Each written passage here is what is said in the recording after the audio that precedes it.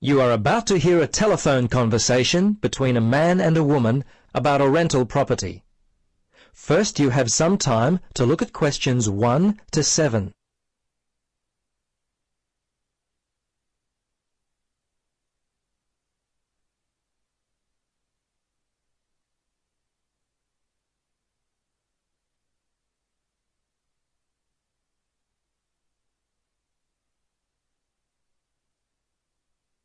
Now, listen carefully and answer questions 1 to 7. Central Realty, Jill speaking. How can I help you? Yes, hello, Jill. I've got a problem, a complaint I wish to register. Who should I speak to? You'll want to speak to Tracy, the residential manager. Just a moment and I'll put you through. Thanks. Hello, this is Tracy. I understand your rent is going to be increased. Yes, this is why I'm calling. I was told that my rent would not be increased for the length of my 6-month contract, which I signed only 4 months ago. What's going on? Is my landlord allowed to do this? I see. Yes. Okay. That seems strange. Look, can I take down some of your particulars and I'll register a formal complaint to the landlord on your behalf? Yes, sure, that'd be good. Firstly, name and address, contact details. Yes, Jane McSweeney. That's McSweeny. 3 Mauger Street. That's Maugher Street. Windory, 3355. And the phone there? Yes, you can contact me on 334756, extension 3176. I generally arrive home by 6 o'clock in the evening, so you can call me around that time, but not after 9. Oh, sorry, 8:30, because that's the time I leave for work. Okay, so I should note down that the problem is that your landlord wants to raise your rent. And when did you first move in? Yes, well, the contract began on August 1st, and... oh, hang on. Sorry, that's the ending date. We actually moved in on February the 1st. Before you listen to the rest of the conversation, you have some time to look at questions 8 to 10.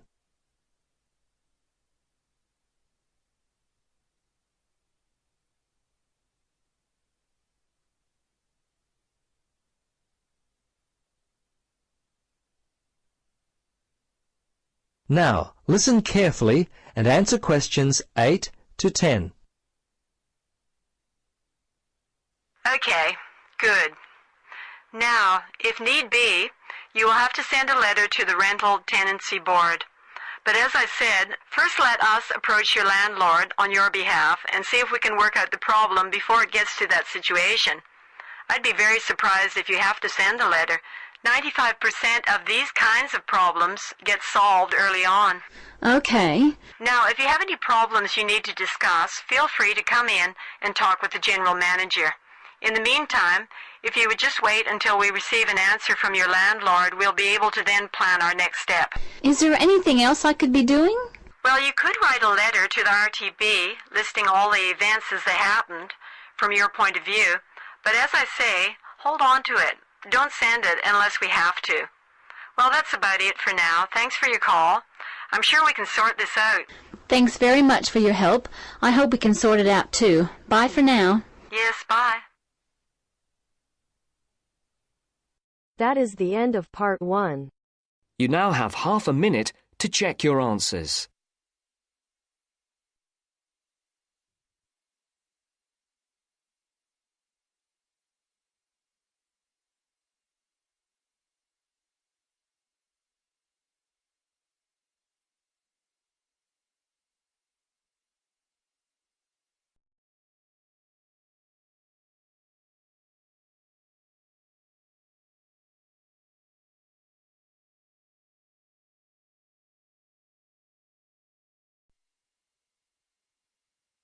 Now turns to part 2. Part 2. You will hear the director of a new arts centre speaking to a group of local people who have come to hear what the new arts centre will be offering. First, you have some time to look at questions 11 to 15.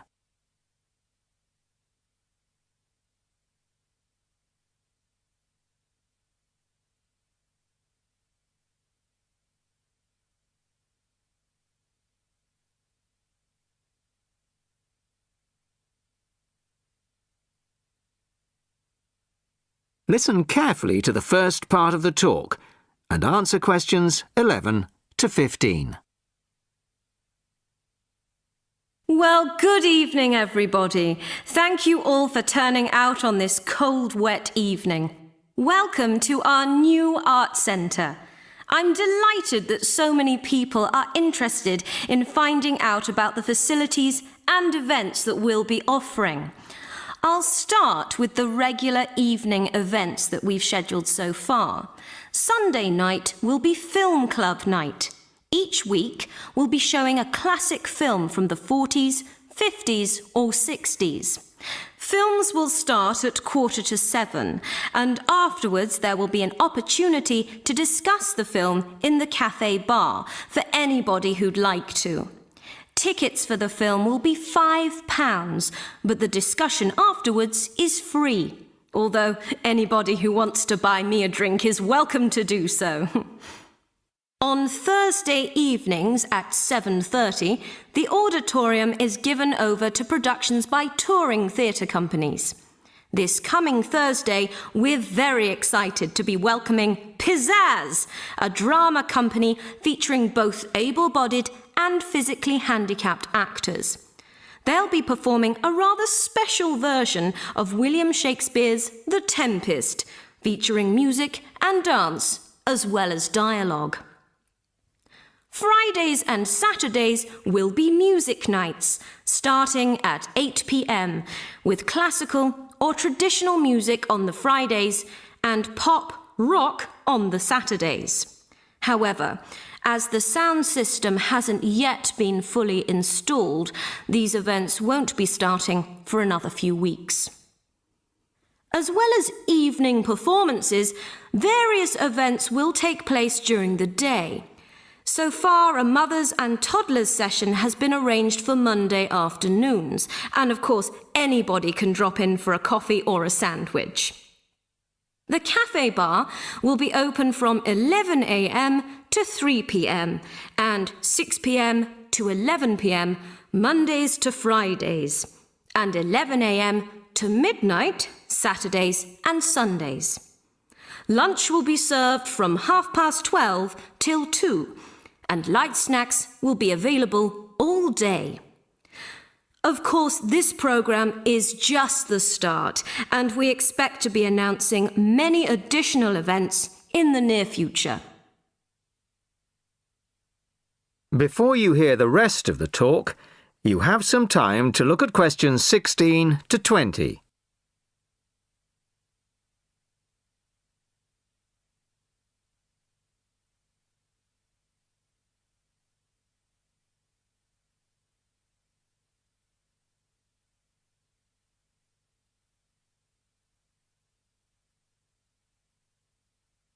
Now listen and answer questions 16 to 20.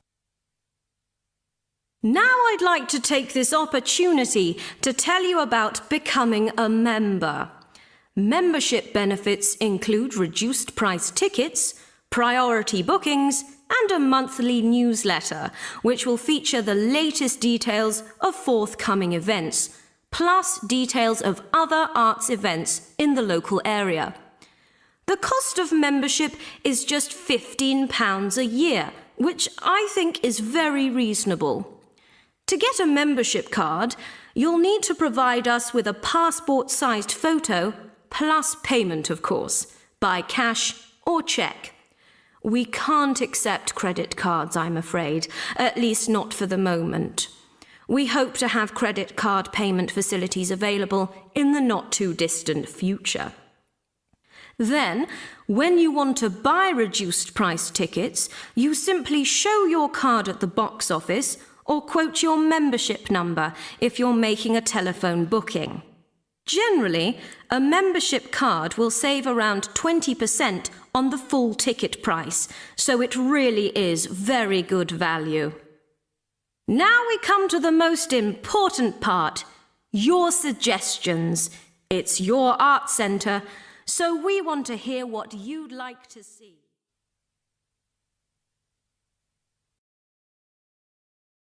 That is the end of part 2. You now have half a minute to check your answers.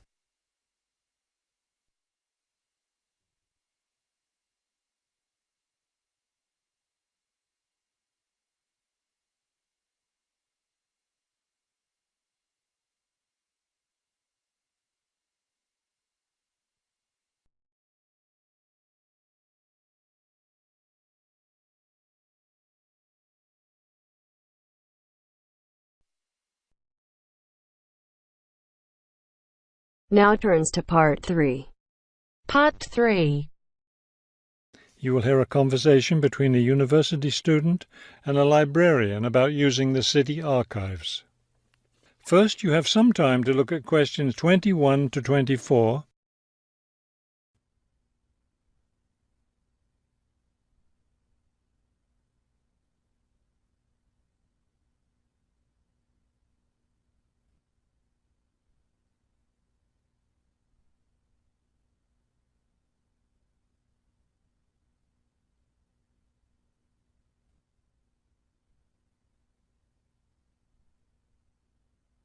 As you listen to the first part of the conversation, answer questions 21 to 24.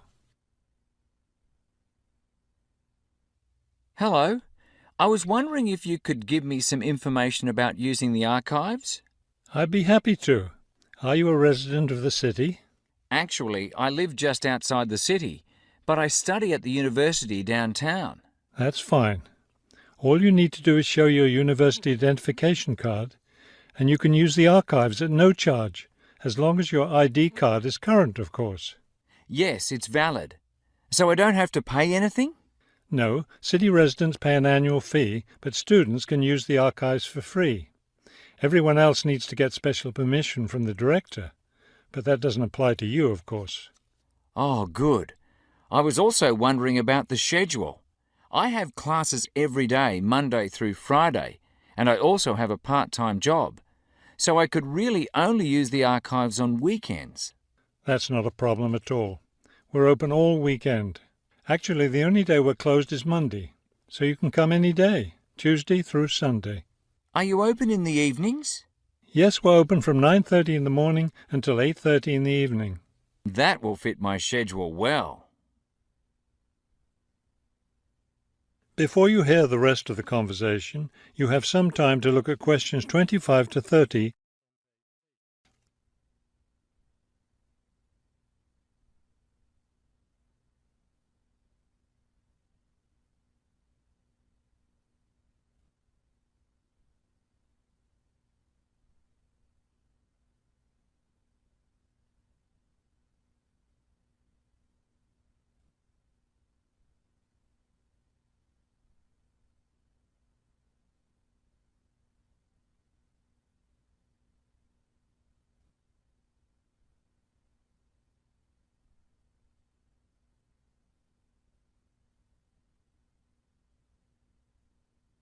Now listen and answer questions 25 to 30. Is there something else I can help you with? Yes. One thing I'll be needing to see for one of my class projects is old photographs. Do you have photographs of the city in the 19th century that I could look at? Yes, we store all the photographs in the basement. Those stairs over there will take you down to the photography collection. Just tell the librarian there what you're interested in, and he'll help you. Those would be 19th century photographs? Yes, the entire collection is there. Now, if you're interested in seeing documents from the 19th century, those are right here on the ground floor. I would like to see some of those documents. Does that collection include newspapers too? No, all the newspapers from the earliest ones in the 18th century up to the current time are on the second floor. Here, let me just give you this map of the archives, and you'll be able to find whatever it is you need. Thank you.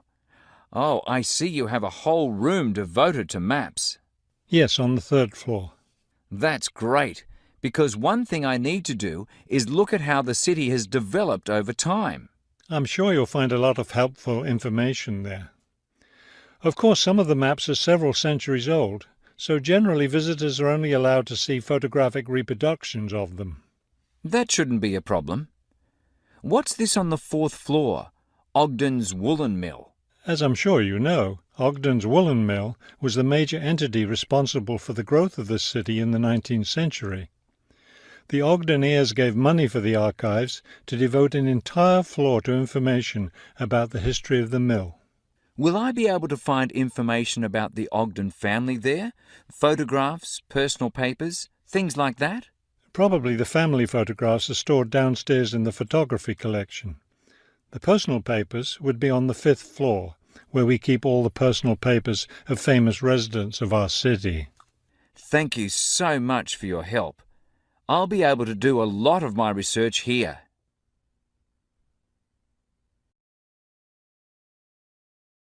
That is the end of part 3.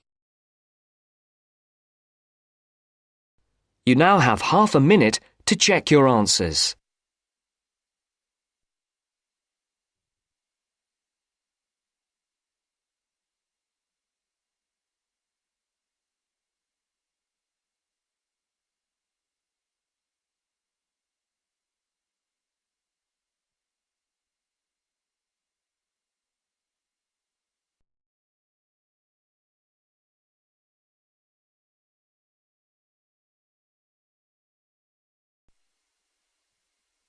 Now turns to part 4.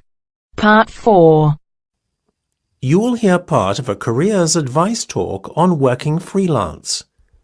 First, you have some time to look at questions 31 to 40.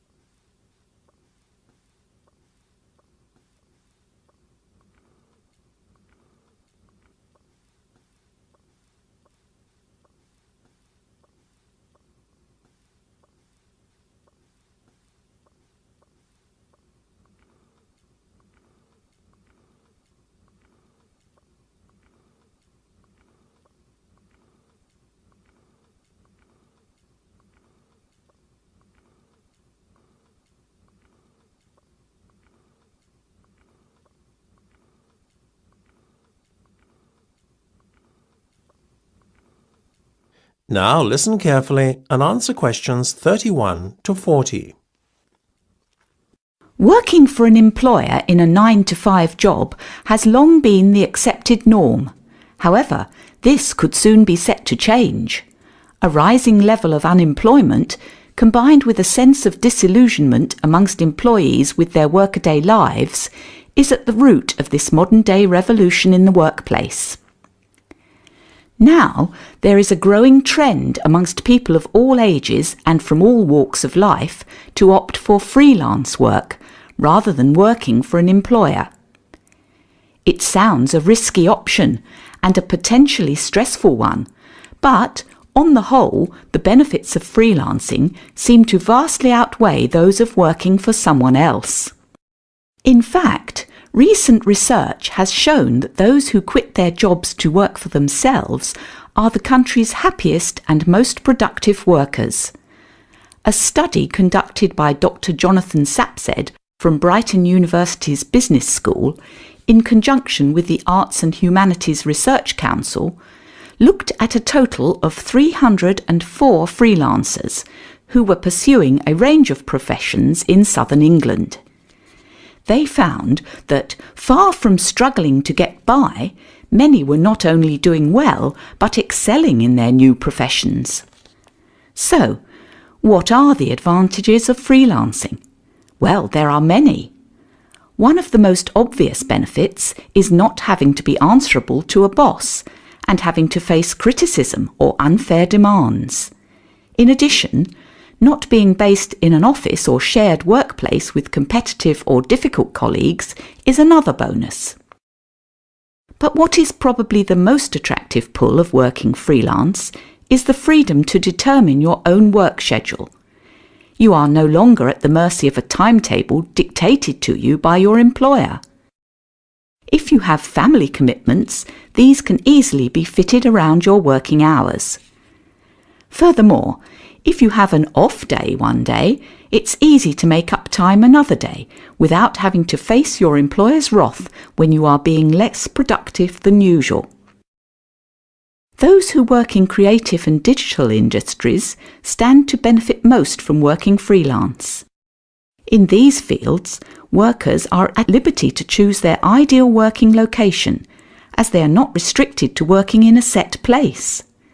It really is an ideal lifestyle that many would aspire to if they were more aware of the options available to them.